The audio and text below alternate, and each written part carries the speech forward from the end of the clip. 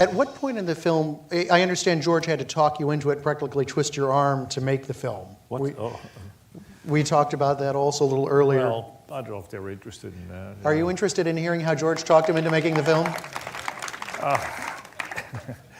I got a call from George to come to have lunch at Universal Studios.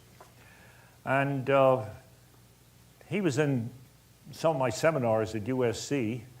And we saw each other occasionally at a party or something.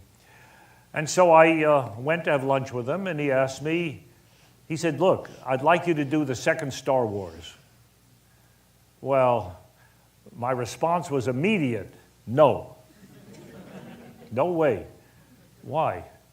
Well, because the first one's so successful, the second one will never beat it. It's an original work you did.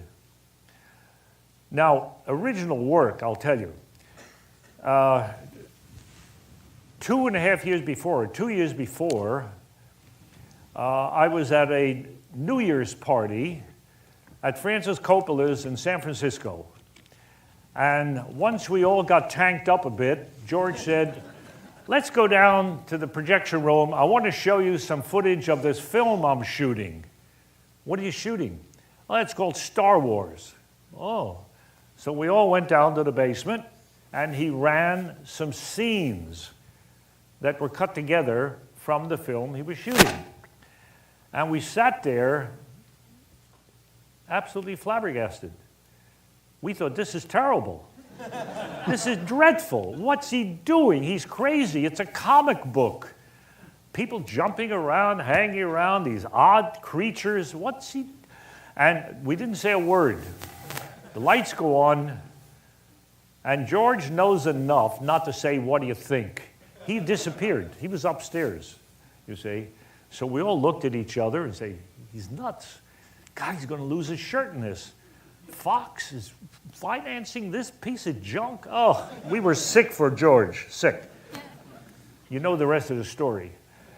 So that when he asked me to do the second one, I said no, because I just saw doing a comic book that had fairy tale elements, fantasy elements, of course.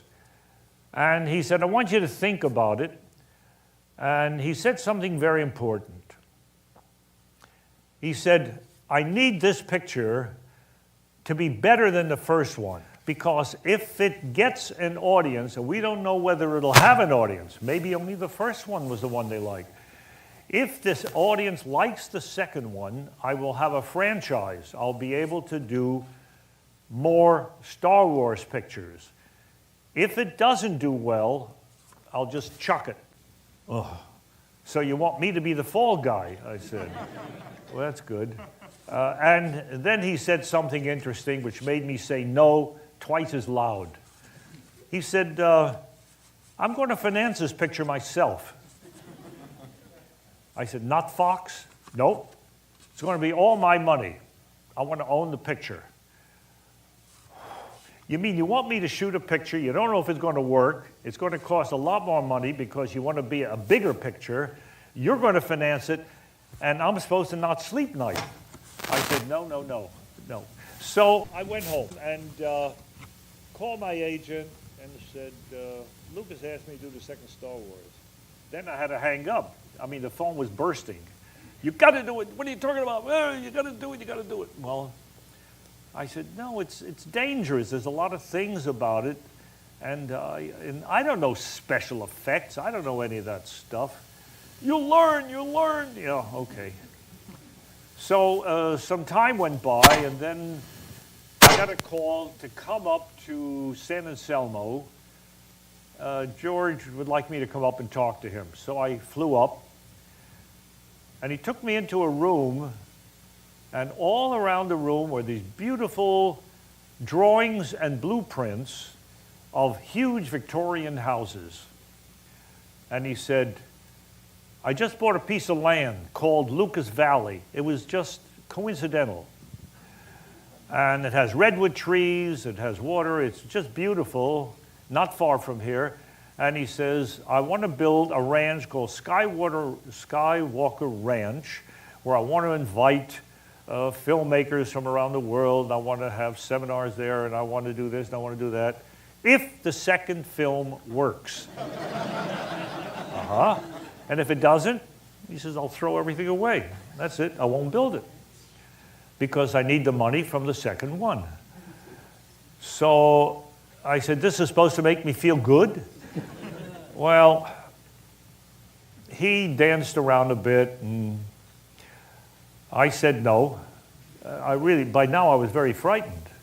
I mean, what a responsibility this was, especially when I saw some of the initial drawings, and then I read the script, and I hated the script. The script was terrible. So I came home and thought about it and said, I can't do it. And my agent is still screaming at me, do it, do it, do it. All he sees is dollar bills, and I see sleepless nights. So finally, we had lunch again. And he was breaking me down. And I said, you know, George, how can I do this picture? You're going to be looking over my shoulder. I can't do a picture with somebody looking. You made the first one. It's your baby. He says, no. You go to London. You go wherever you find snow that you want to shoot in. I'll stay in California. You make the picture. Oh, my ego ate that up. I loved it. Yeah, I make the picture. You don't bother me. No, I don't bother you. I just want to know what's going on. And I'll be preparing the special effects, the miniatures and all that stuff that has to go on at ILM. Well, I finally said yes and began to work on it. And 2 years and 3/4 later, it was 2 years and 9 months, I worked on the picture. It showed in London at a royal performance. And that's how it came about.